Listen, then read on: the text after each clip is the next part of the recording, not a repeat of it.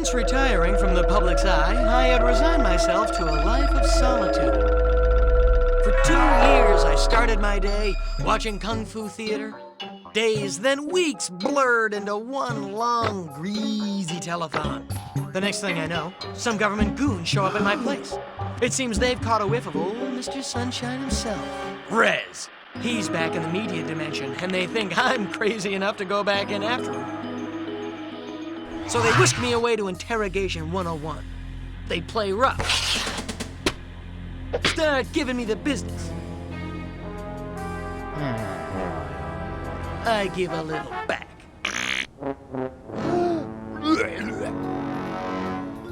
So we negotiate a little something to cover my expenses.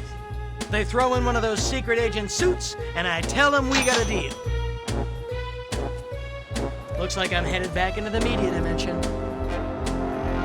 It's gonna be deja ouch all over again.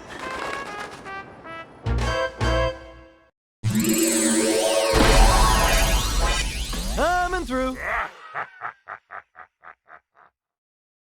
Alright, hi everybody, this is Red X Rain here with a brand new Let's Play.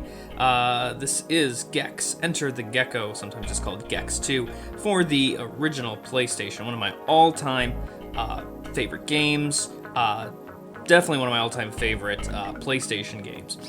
So we have pretty standard stuff here. You can, load options, password, that sort of thing. If you didn't have a memory card, they still had a password system here. But we'll just go ahead and start the game.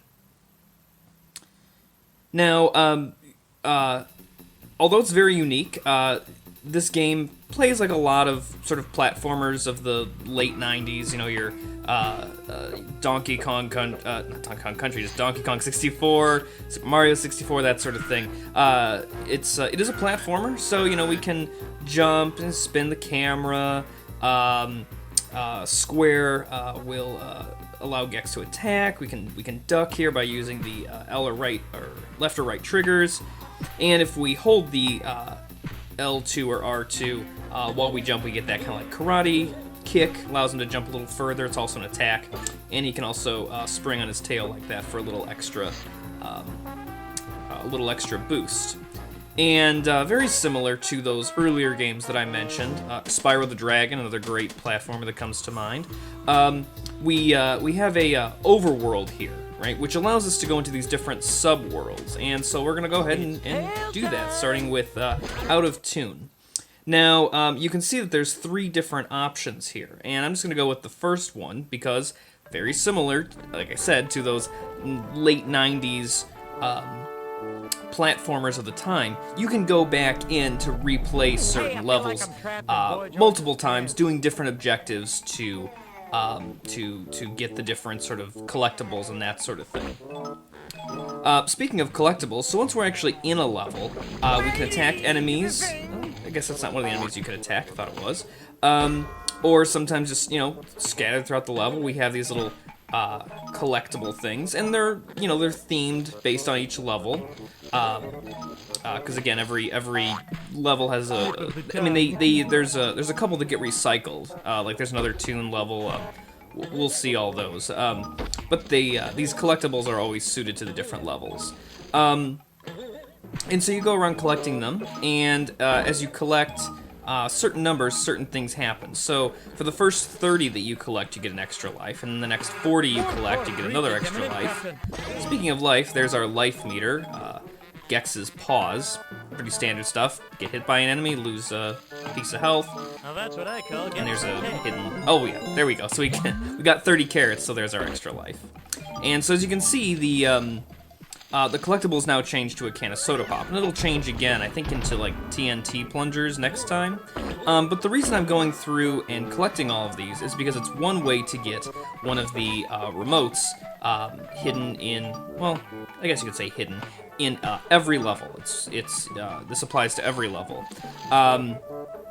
Where once you collect 30 of the first type, and then 40 of the next type, and then 50 of the third type, you get a remote. And these remotes are, again, since we're working, I suppose, with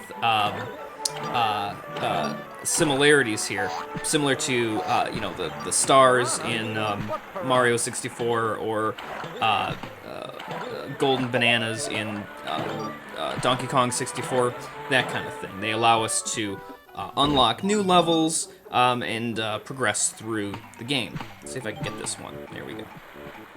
Now I'm going over here because also in every level there are actually hidden silver remotes. So you get one silver remote for collecting these different collectibles the way that I just said, but there's always just an extra hidden remote just somewhere throughout the level. And here's the one for this level. Not too bad. Sort of hidden outside of camera's view, because I don't think you can actually spin the camera over there. You can't quite see it. Although it could just be where I was standing. I couldn't get the camera to work. So we got that. Now, whenever you collect the hidden ones, the hidden remotes like that, or whenever you collect enough of the, well, collectibles, the level, you can continue through the level. Oh, and I should mention here, that's our little health refills, these little TVs with flies in them. And by pressing circle, Gex will shoot out his tongue. It's not an attack or anything like that. It just allows him to eat different types of flies, because there's a couple different types, but the one we'll see the most is the health. And I think that's it. Yep. And so now we're on to our third collectible, and yeah, the little TNT plungers here. So yeah, you can keep going for those as much as you want throughout the level, but once you collect, once you complete one of the whatever main objective you're trying to do, you have to find the exit television, which is different. There's multiples throughout each level. And then you go back to the media dimension, which is that overworld kind of screen that we were in at the very start.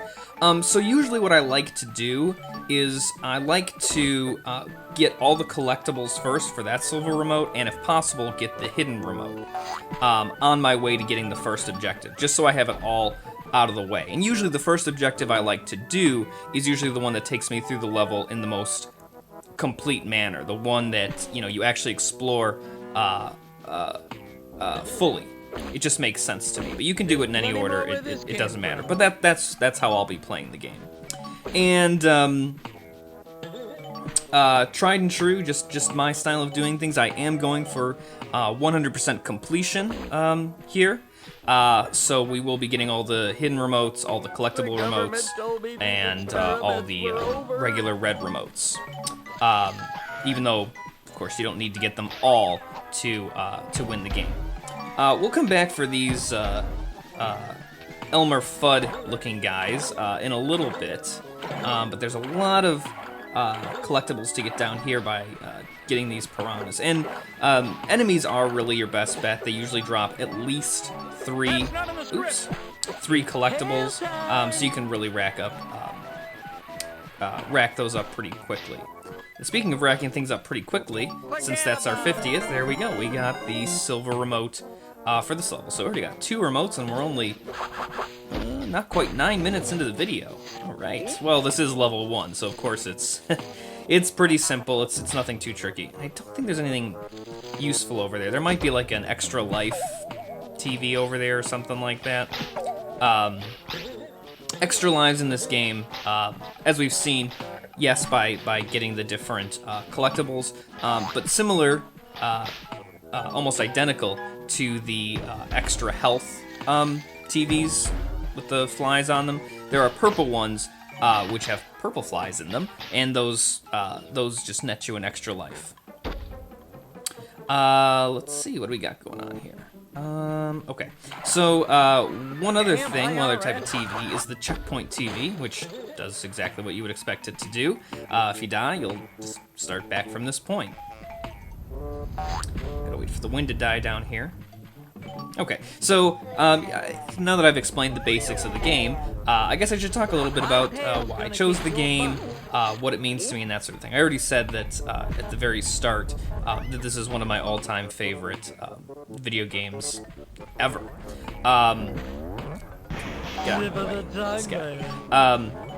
Yeah, definitely one of my all-time favorite video games ever.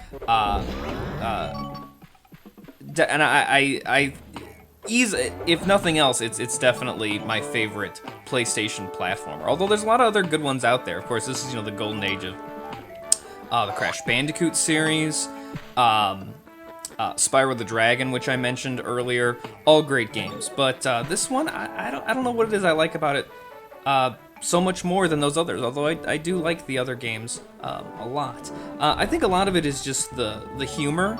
I've kind of been chattering away, but I guess that's that's what Let's Plays are about.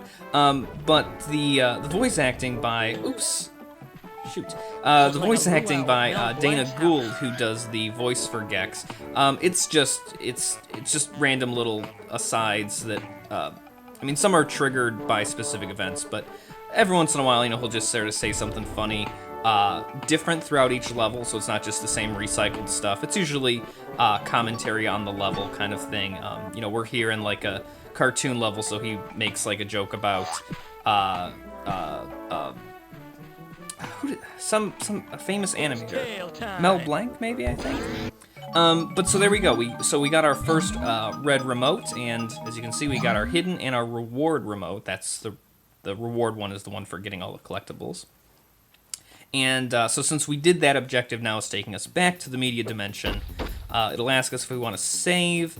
Now we'll just keep going, I think. And so we can go back in and do more objectives. I know what you're thinking. It's tail time. So yeah, the voice acting is really good from Dana Gould. And if you don't know who Dana Gould is, I think he's done some voice acting. He's always I think he's always been Gex. Chong, report to the front desk. Unless there's versions of the game that I haven't played and haven't heard him doing it before. But he's really well known, I suppose. If you're a Simpsons fan, you should know that name. He was a writer for The Simpsons, and I think did some voice acting on there. Would Cheech and or Chong report to the front desk? Yeah, so there's one of those, little joking asides kind of thing. And this is, this game is already 98. It still looks pretty good. I mean, it's not... The CGI is kind of bad, like in the cutscenes, sort of plasticky looking faces. But the levels overall look good. But some of the jokes have gotten pretty dated. And I guess they were already kind of dated when it came out in 98. Cheech and Chong, they're really more of a 70s, 80s staple. But if you're a pop culture nerd like I am, I love pop culture of any kind, then this Gex's humor is right up your alley. And so what we're doing here, if you haven't been paying attention, is looking for the 5 different purple mushrooms. That's the objective. How'd that even hit me? Come on, man. And there's our 5th mushroom. Pretty simple mission. Did that in, I don't know, about 2 minutes or so. But of course it's because I already know where everything is. But they're all here in the first... Oh, come on, man. Just for that. Yeah, you can't kill those flower guys. You just kind of shrink them down and stun them. But yeah, so this is an example of, there's different exit TVs depending on what objective you're going for. All right, already 2 out of 3 remotes. I think we'll probably just finish out this whole level. We're only at 14 minutes. Go ahead and do that. Now, I mentioned earlier, just a second ago, that Dana Gould has always... What am I doing? Dana Gould has always voiced Gex. This is the first version of... first in the series that I've ever played, back when I was a kid.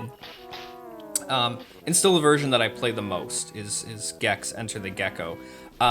There was originally just a game called Gex, and it was released on the 3DO system, which is kind of a obscure video game system these days. But if you're into gamer history kind of thing, you've probably heard of it. And that game was also a standard platformer, but it was a side-scrolling platformer, and it kind of followed the same basic. I don't know, strategy, formula, whatever. yeah, the overworld screen, going to different themed worlds, collecting remotes, and that sort of thing. There's a lot more, obviously, to this game, the PlayStation version, just because, I mean, the PlayStation could do so much more than the 3DO. But, you know, there was voice acting in that by Dana Gould, which is, you know, pretty cool for the time. It was back in, I want to say, 94? But definitely, I'm so glad that they you know, it was kind of an obscure game. I mean, like I said, the 3DO is a pretty obscure system. By the way, if you couldn't tell, we're just trying to get rid of these hunters this time around. So you just gotta knock him around a couple of times, or you can also make him hit himself with his own bullet, which you can do, or you can just tail swipe him and get him.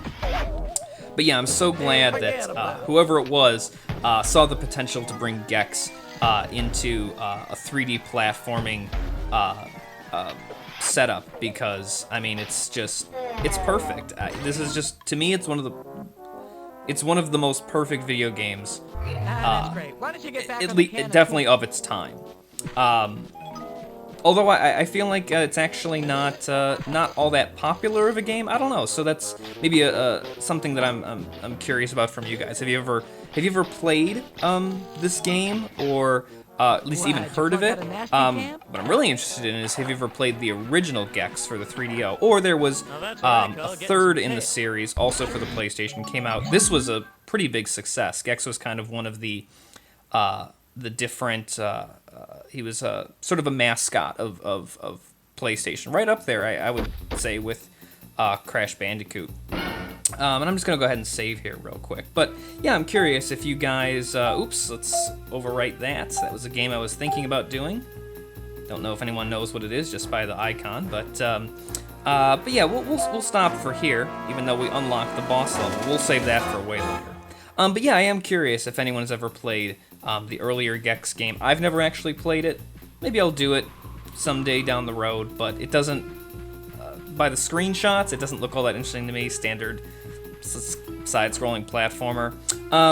But before I get too ahead of ourselves, or myself, I'm gonna go ahead and sign off here. So as always, thanks for watching.